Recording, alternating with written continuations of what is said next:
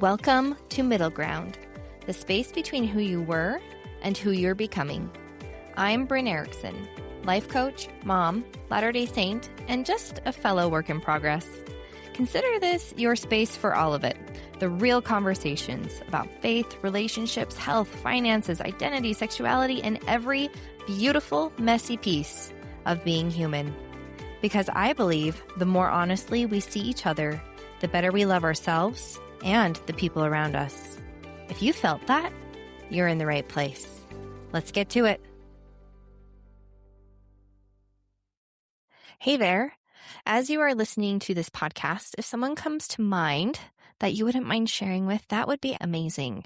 The algorithm is a real thing, and I would love for as many people that this podcast can serve to find it. If you feel like following or leaving a comment, all of that will help people find the Middle Ground podcast, and I would appreciate it so much. Now, enjoy this episode.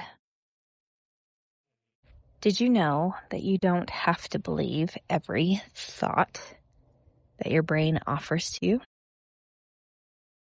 Your brain's job is to protect you. And it will do that at whatever cost it needs to do. And it offers us thoughts all day long. And you can either take them or leave them. Do you ever think about that? Let me give you a real example from today. My cute son, he's 7. He started taekwondo this year, and he is testing to move up to 9th GUP, which is white belt with a yellow stripe, I believe. And there's a written portion and a performing portion. So tonight we were working on the written portion, and it was the first time we have done this. And he was just overwhelmed and frustrated and sad and didn't know why it was so hard. Things come pretty easily to him thus far in his life. He's a pretty natural athlete. He makes friends easily. He excels in school. And this was really hard for him. And it was really tender that I had this opportunity to teach him this concept. So as he's sad and frustrated, he was kind of humbled, and it was an opportunity to teach him that his brain is trying to take care of him. And his brain is telling him that this is too hard and that we don't need to do this. We don't need to use this much energy and time to feel this way and to do this thing, so we should probably just not anymore. That's our brain's job, is to keep us safe, to not spend more energy than necessary. And he was cute. I told him to go take a little rest if he needed to. It was a chill out time in his room, and he did. And he came back and he kept thinking, he's like, well, Mom, what do I do? How do I make my brain think those things? And I said, okay, you're going to repeat after me. So we're going to talk to your brain, okay? I said, okay, repeat after me. Hey, brain, I know you're scared. I know you're frustrated. But guess what? It's just because we've never done this before. This is new to us. And that's okay. We can be scared and frustrated. But guess what? We're going to figure this out. And we're going to do this anyway. And it's going to be hard. And we might fail. But you know what? We get to do it again. As many times as it takes. And we're going to figure this out. And I find myself doing this exact same work in taking care of myself. And it stops the spiraling. It helps loosen the grip on whatever I'm feeling those intense emotions about. And I'm able to think more clearly about how I actually want to handle the situation rather than just emotionally reacting to the situation all the time. And it really is literal self-talk. You can come up with a name for that part of yourself. You can talk directly to your brain, like what I taught my son to do. Or you can say your own name, whatever works for you. But it's just showing yourself that, hey, I've got you. Like your higher self, your conscious self has got your impulsive self, your reactionary self. And that's incredibly empowering.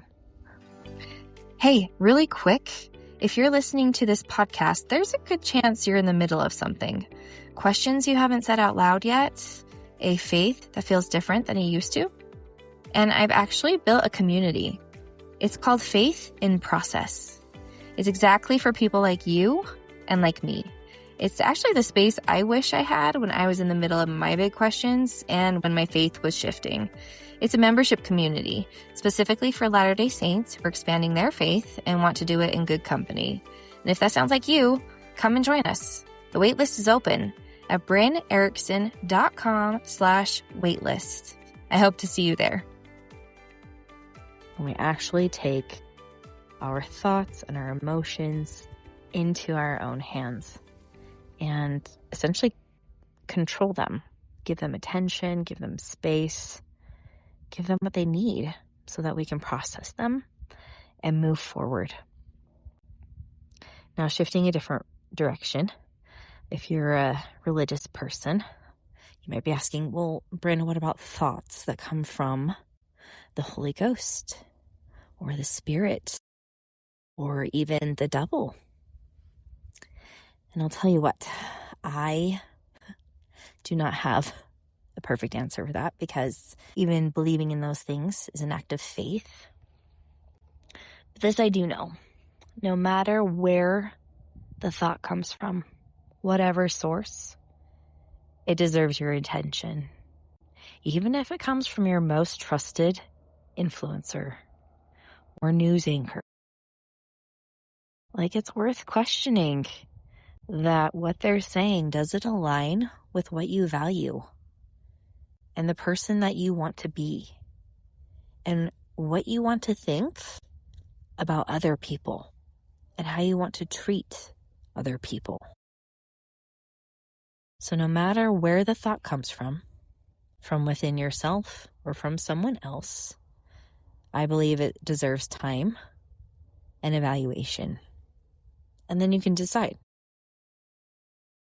Even if it comes from a trusted church leader, from your spouse, anyone that you look up to, they're doing the best that they can. And sometimes we tend to speak off the cuff, right?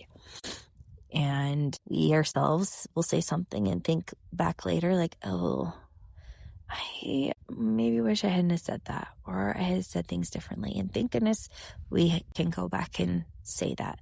I worked when I was teaching 4th grade. I had a coworker, Michelle, and she was so good about that.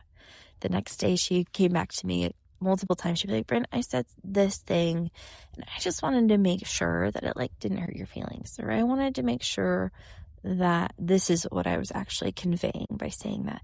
And I really admired that about her, that she really thought about what she was saying and making sure that what she said aligned with who she wanted to be and how she hoped people would perceive her. And I thought that was really cool.